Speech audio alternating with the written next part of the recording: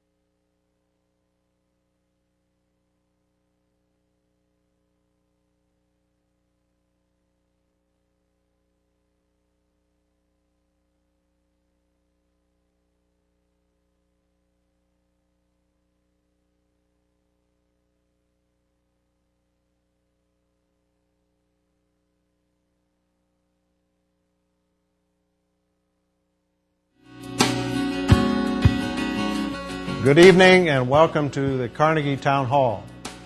This meeting of the City Planning Commission will begin with a few introductory remarks. The City of Sioux Falls Planning Commission serves as an advisory board to the City Council. It is the responsibility of the Planning Commission to consider and make recommendations on land use and zoning matters. Actions taken tonight on conditional use permits are final unless appealed to the City Council in writing within 5 days. And any actions taken tonight on final development plans or minor amendments are final. Any recommendations made on preliminary subdivision plan requests tonight will be referred to the City Council for final action at the third council meeting of this month. Any recommendations made on rezone requests, major amendments, future land use amendments, or ordinance amendments tonight will be referred to the City Council for final action at the first council meeting of next month. Council meetings are held at 7 p.m. here in Carnegie Town Hall and are televised. The Planning Commission will first approve the consent agenda and then the regular agenda. In order to place certain non-controversial items on the Commission's consent agenda, Planning staff and Planning Commission apply the following criteria. First, the request conforms with Shape Sioux Falls 2035 Comprehensive Plan. Second, Planning staff recommends approval of the request. Third, there are no audience members present or written comments received in opposition to the request. And fourth, the application meets all conditions and requirements of the Sioux Falls zoning ordinance. Once the consent agenda has been approved, those agenda items have been approved and members of the public are free to leave. For the regular agenda, the following normal public hearing procedure will be followed for each item. By first requesting planning staff to present a brief report on that item. Second, the petitioner or representative will be requested to come forward and make a statement or answer questions. After the petitioner has spoken, anyone from the audience who wishes to address the agenda item shall be recognized. Then the Planning Commission will discuss the matter further and take appropriate action. We ask that anybody addressing the Planning Commission move to the podium microphone, identify themselves, and state their address for the record. Please limit your comments to less than 5 minutes. And as a courtesy to everyone here tonight, we ask that you either turn off or silence your electronic devices. This meeting is being televised on Channel 16 and will be rebroadcast Saturday at 10 a.m., Tuesday at 7 p.m., Wednesday at 1 a.m. Thank you for your cooperation.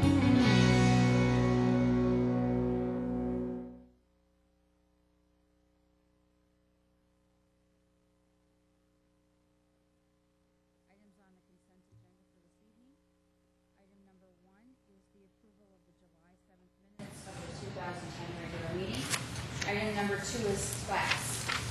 Item number 3 is a rezone from the C2 General Commercial District and the RB Residential District to the RA1 Residential District for allowed uses between 8th and 10th Streets and Walnut and Maple Avenue.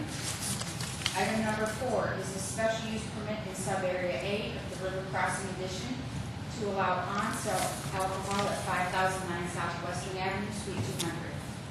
Item number 5 is a conditional use permit in the C4 Planned Commercial District to allow off-sale alcohol within 500 feet of the school at 900 North Sycamore Avenue.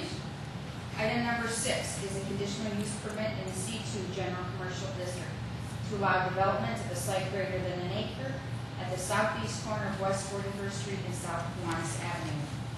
And item number 7 is a final development plan in subareas C and E of the I-90 Place Plan Development District to construct an office building and athletic campus at East 64th Street North and North Indiana Avenue, just north of I-90 and west of Cliff Avenue. Is there anyone here that has any objections to the items on the consent agenda? Okay. Seeing no objections, is there a motion to approve the consent agenda? Madam Chair, I'll move to approve the consent agenda.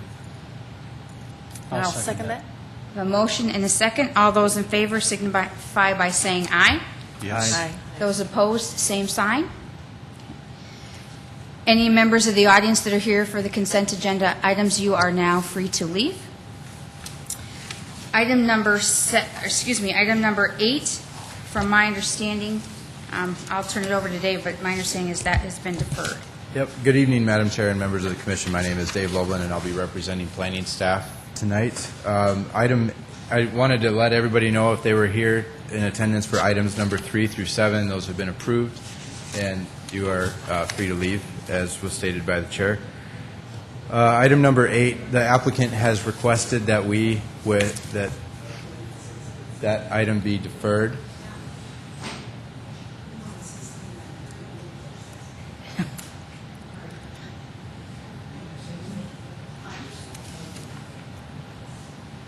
We'll pause here for a second.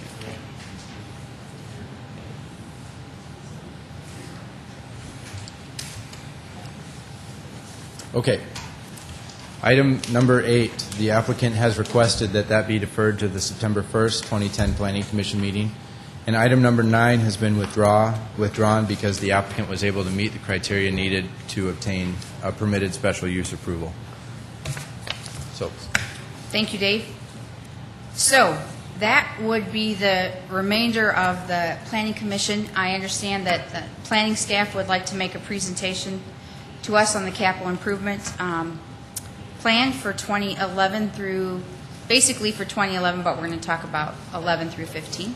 yep, but we Okay. do need you to approve the regular agenda with the deferral and the withdrawal. Sure. Do I have a motion to approve the regular agenda items with deferral of item number 8 and a withdrawal of item number 9? I'll make that motion.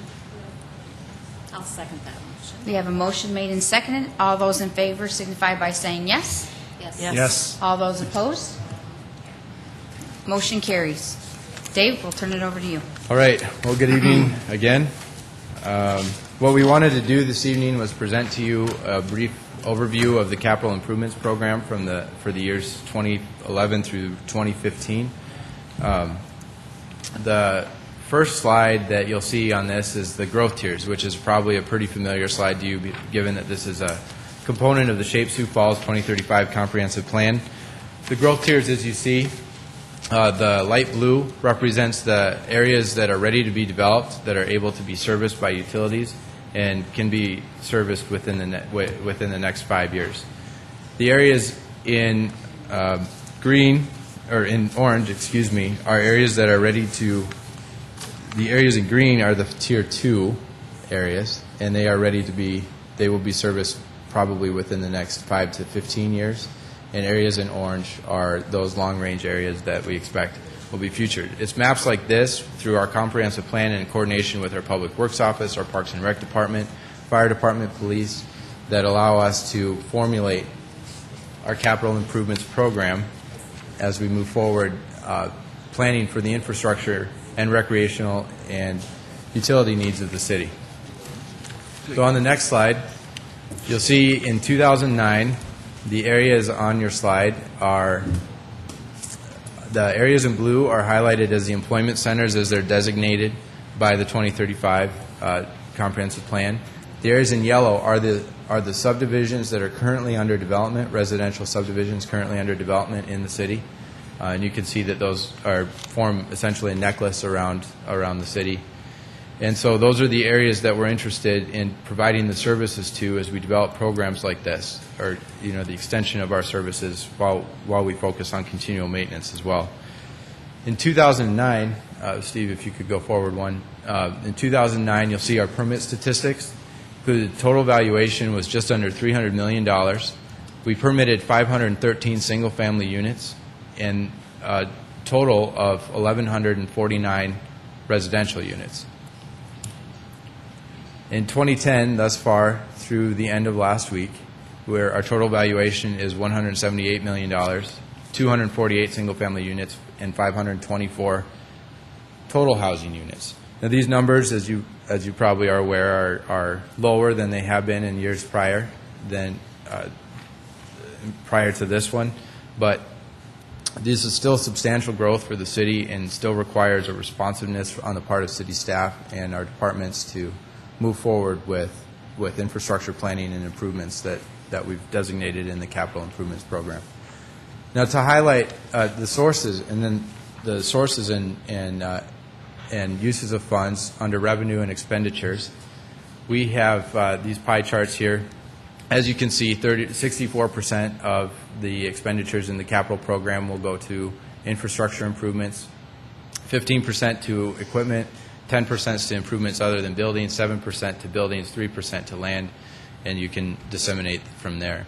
The revenue sources are also indicated on that plan, but what this totals is a balanced capital plan of $387 million over the next 5 years.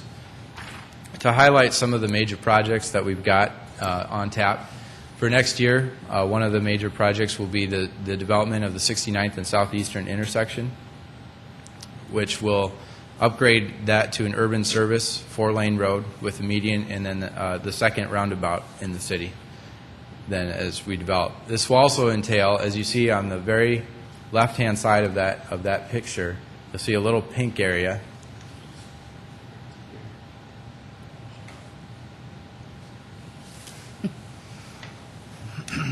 Yep, a little pink triangle as it moves off. That also is going to be, that is part of the railroad overpass that will be similar to what was constructed on 57th Street a couple of years ago. And that rendering is shown on the next slide. So that'll help to continue the traffic on the main for traffic continuity without having to worry about delays because of train traffic and moving forward from there. The next item has been a long time coming, has been in the plan for several years. It's the Solberg Avenue overpass over 229 that will connect Solberg Avenue and Tallgrass on the south side. The highlighted areas in red are what we expect to be continuing areas of economic development activity, and which would be office, retail, potentially, and research facilities. So the need for infrastructure improvements in this area is already evident, and we're planning on moving forward with that in coordination with the State Department of Transportation. The next slide will highlight West Avenue, which will be constructed next year, reconstruction of West Avenue from Russell to 6th. As you may know, that road is starting to deteriorate and requires some rehabilitation. And so at this point, with state funds and with city funds, we're ready to move forward on reconstructing West Avenue. And there's a rendering of a cross section there. The service roads on both sides of the street are not part of that project, but those will remain in place, and there will be sidewalk on the west side of the road as we move forward. And the next item, the mayor has asked that the capital improvement program include a component to study the feasibility and preliminary design features of an event center, and that will be $500,000 this year and $500,000 next year. And I believe that the mayor will probably have more information on that as we go forward in time.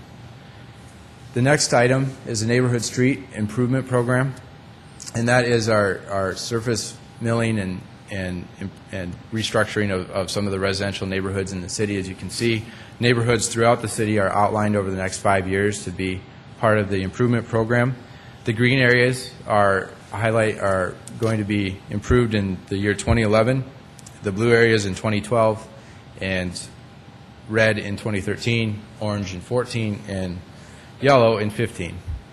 And those will continue to move, as the city will continue to evaluate the roadway infrastructure and determine what else needs to be done. Sherman Avenue is our next project, the Sherman ball fields at Sherman Park is our next project that we wanted to highlight.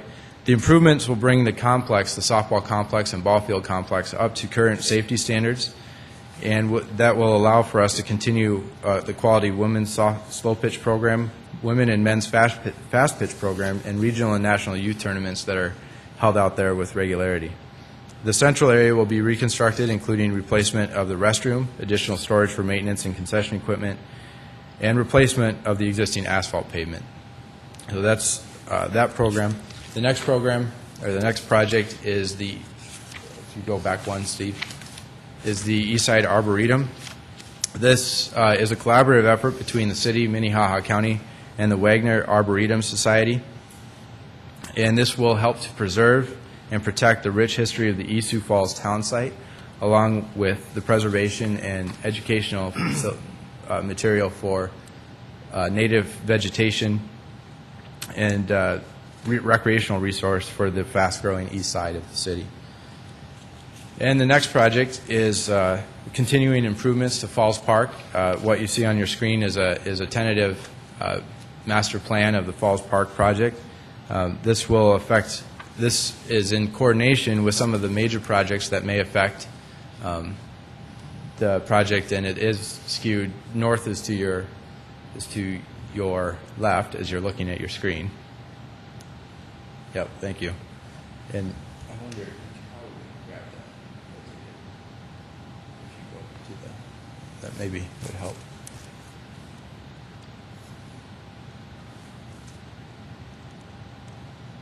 So Steve is going to try and grab that and rotate it, if you can. It's still up.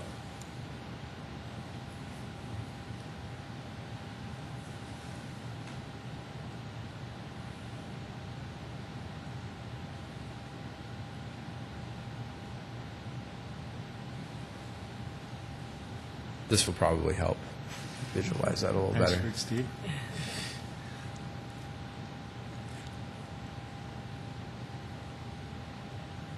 So I think what I wanted to highlight was that this project will be in coordination with some of the developments in the vicinity of Falls Park, which would include the Uptown at Falls Park development, the Sioux Falls Greenway and Riverfront Master Plan, and the eventual redevelopment of areas to the east of the current park boundaries.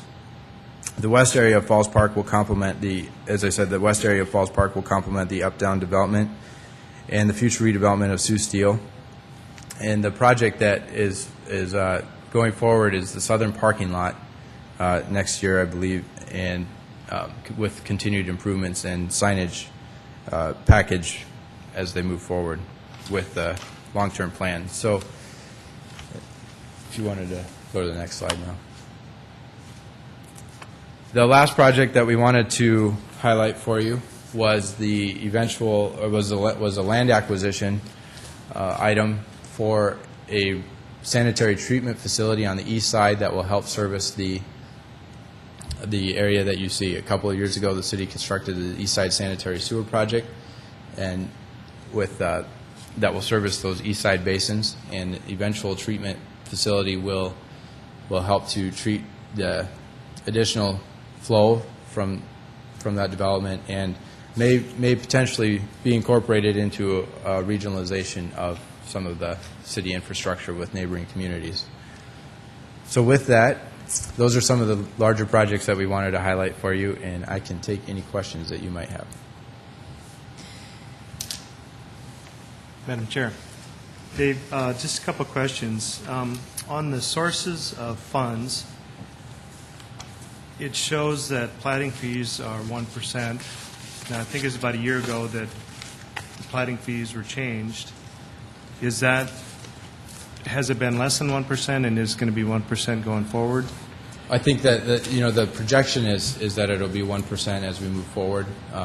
Development, I believe, at the moment has been a little slower than originally anticipated, but these numbers reflect that new reality. I don't remember ever seeing that as a source of funds, so maybe in the past it wasn't a big enough.